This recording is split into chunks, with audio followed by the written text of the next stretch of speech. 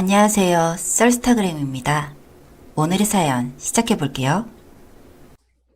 이야기는 거슬러 3년 전 벚꽃이 만개하기 시작했을 무렵 저는 삶을 포기하려고 마음먹었습니다. 누가 들으면 별 이유가 아닐 수도 있지만 저는 실형과 부채 및 근무하던 회사가 도산한 일이 겹쳤거든요. 커뮤니케이션도 서투르고 친구도 별로 없고 부모도 거의 절연 상태에 있었기 때문에 방에 혼자 갇혀있던 일이 많았습니다. 저는 수중에 남은 얼마 남지 않은 돈으로 마지막으로 맛있는 것을 먹으려고 했습니다. 15만 원. 전 가능한 한 사치를 하려고 생각했어요. 저에겐 최후의 만찬이라 생각되었으니까요. 당시엔 정말 그렇게 생각했습니다. 전 급히 근처에 있던 레스토랑에서 밥을 먹었습니다. 꽤 사치를 했다 생각했고 극한까지 줄어든 배를 채웠죠. 그리고 어떻게 죽을지 생각했습니다. 단 하나의 아쉬움이 있다면 시골의 할머니였습니다. 취업 후 몇 년 일에 얽매여 만나지 않았지만 그래도 가장 걸렸습니다. 처음 마지막으로 만나 뵙고 싶었지만 수중에 있는 돈으로 고향에 가기엔 너무 없어 보이고 그렇게 괴로워하다가 전 결심했습니다. TV 등 가재도구를 중고로 죄다 팔았죠. 그리고 그날 밤 야간 버스를 타고 몇 년 만에 고향에 돌아갔습니다. 고향 땅에 한 발 한 발 내딛는데 어린 시절에 살던 그곳이 묘하고 다정하게 느껴졌습니다. 곳곳 변화는 있었지만 고향으로 돌아오니 눈물이 나더라고요.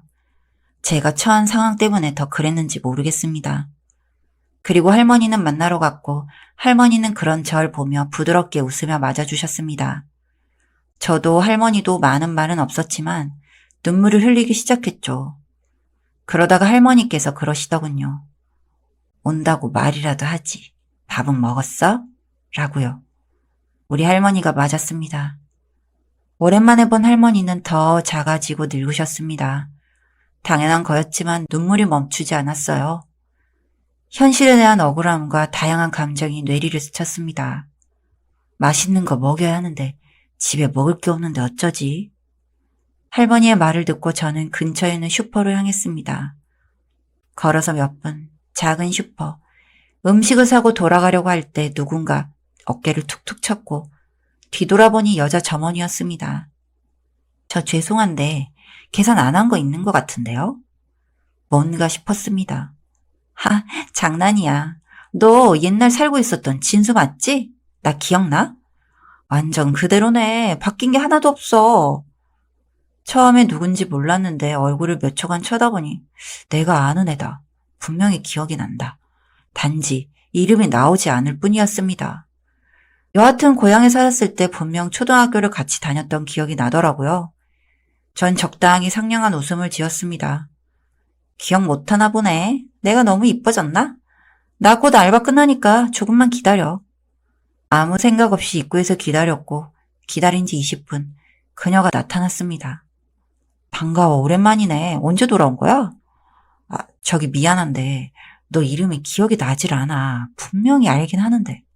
확실히 기억은 있지만 도무지 이름이 입 밖으로 나오지 않았습니다. 나 수정이 기억 안 나? 우리 맨날 개울가에서 같이 놀았었잖아. 아, 여성의 성장은 놀라운 것으로 어릴 때의 모습도 있지만 수정인지는 전혀 몰라보겠더군요. 아, 수정이구나. 기억났다. 이뻐져서 몰랐네. 놀라움을 숨기며 대충 대화를 나눴습니다. 미안한데 지금은 가봐야 해서 나중에 연락할게. 그때는 연락처를 교환하고 헤어졌습니다. 제가 사온 음식으로 할머니는 맛있는 음식을 차리시고 상을 차리셨습니다. 수정이와 만난 것을 말했더니 할머니는 웃음을 지으셨고 그렇게 맛있는 저녁을 먹었습니다. 그리고 그 다음날 수정이한테 연락이 있었습니다. 언제까지 고향에 있을 거야? 오늘 밥이라도 먹자. 특별한 일도 없었기 때문에 흔쾌히 승낙하는 걸로 오케이 했습니다. 그럼 오늘 밤에 데리러 갈게. 나 이제 좀 기억이 나? 서서히 기억하고 있었지만 뭐 옛날에 잘 놀았다 정도였을 뿐이었죠. 아무튼 뭐 좋아. 배고픈데 뭐 먹지? 차에 탄 순간 야, 진수야. 누군가 큰 소리로 절 부르는 거였습니다. 야, 오랜만이다. 나 기억나지? 뒷좌석에서 또 한 명의 여성이 나타났습니다.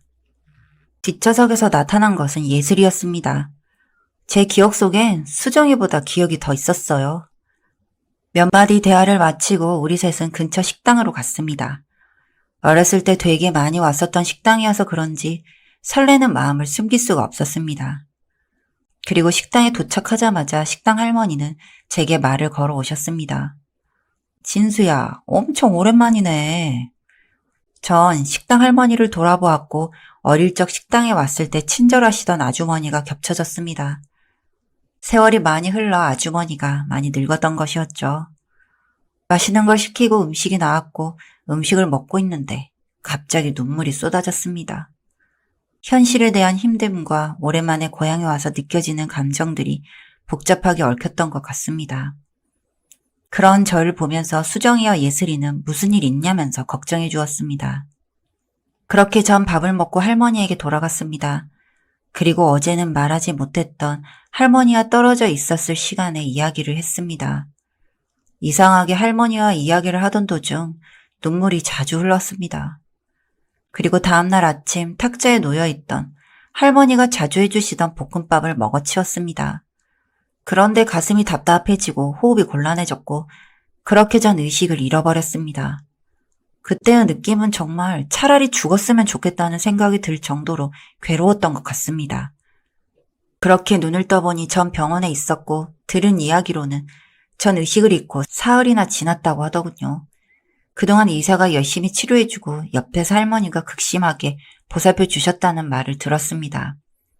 그걸 들었을 때 문득 모두에게 도움을 받았다. 생명을 소중히 살자. 하고 작게 말을 하고는 그런 말을 내가 지금 할 수 있음에 굉장히 놀라웠습니다. 이젠 살 수 있는 건가 하는 생각을 했죠. 그렇게 몇 시간 뒤 별 이상이 없으니 퇴원해도 좋다는 의사의 말에 저는 할머니와 차를 타고 집으로 가는 중이었습니다. 그런데 참 이런 일이 있을까요?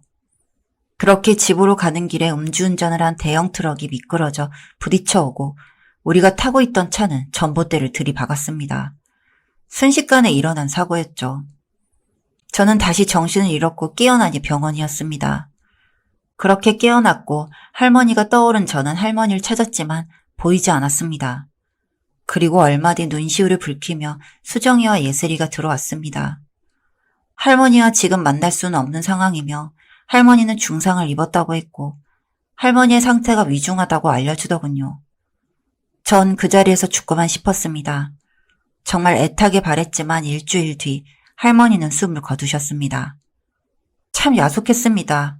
왜 내가 살기로 마음먹은 날 이런 일이 일어났고 할머니는 데리고 갔는지 정말 하늘이 원망스럽더군요. 사람도 없는 장례식장 안에서 저는 원 없이 펑펑 울었습니다. 그렇게 울다 보니 어느 순간 눈물도 없어져 버린 것 같다는 생각이 들더군요. 그렇게 마음을 추스리고 집 정리를 하고 짐을 챙기러 할머니 집을 갔습니다. 서랍 속에 편지 한 통이 놓여져 있더군요. 진수야, 내 살 길이 얼마 남지 않아서 혹시 모를 일에 대비해 이 글을 쓴다. 진수야, 사실 네가 서울로 올라가고는 너무너무 보고 싶었다. 네가 네 부모처럼 죽었는지 살았는지 어떻게 살고 있는 건지 정말 궁금했어. 나도 살기 힘들고 찾아와주는 사람도 없어서일까? 한동안 아무 생각도 못하고 힘들었었단다.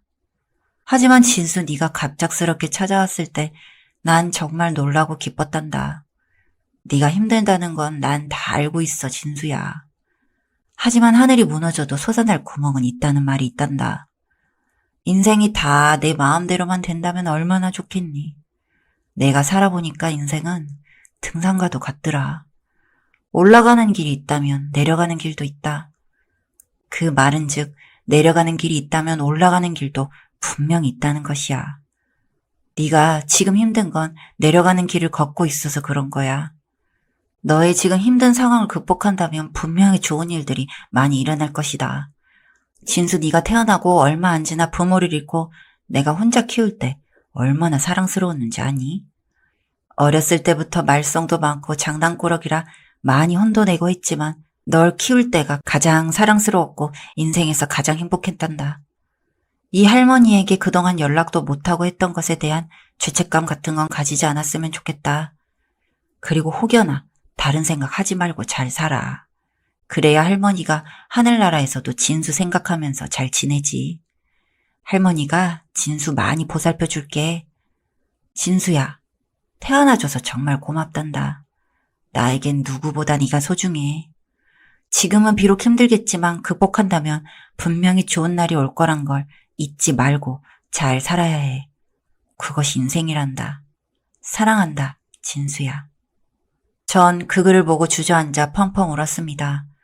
할머니를 잃은 슬픔과 할머니에게 연락하지 않은 죄책감과 현실에서 나에게만 일어나고 있는 것 같은 비극적인 일들이 복잡하게 얽혔습니다.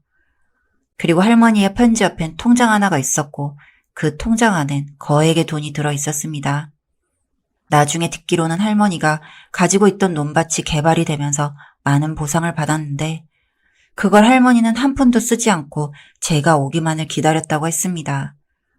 오랜만에 찾은 고향에서 만난 사람들이 하나같이 절 기억해준 이유도 할머니가 매일같이 절 기다리며 제 이야기를 했기 때문이란 것도 알았습니다. 또 한 번의 마음의 폭풍이 일어났고 전 이제 못난 생각은 하지 않기로 했습니다. 할머니의 바람대로 잘 살아봐야겠다는 생각이 들었죠. 전 그렇게 서울로 올라가서 제 부채를 모두 청산했고 가게를 오픈했습니다. 정말 죽을 듯이 노력했습니다. 제가 판매하고 있는 것에 모든 걸 갈아 넣었습니다.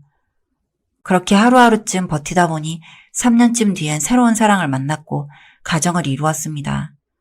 할머니가 말씀하신 대로 전 그렇게 삶을 잘 살아가게 되었습니다. 열심히 일을 하니 경제적인 부유함도 따라왔습니다. 그리고 어제 할머니의 제자였습니다. 전 절을 하면서 할머니에게 말을 건넸습니다. 저는 강해졌습니다, 할머니. 하루하루 행복하게 그렇게요. 고맙습니다, 할머니.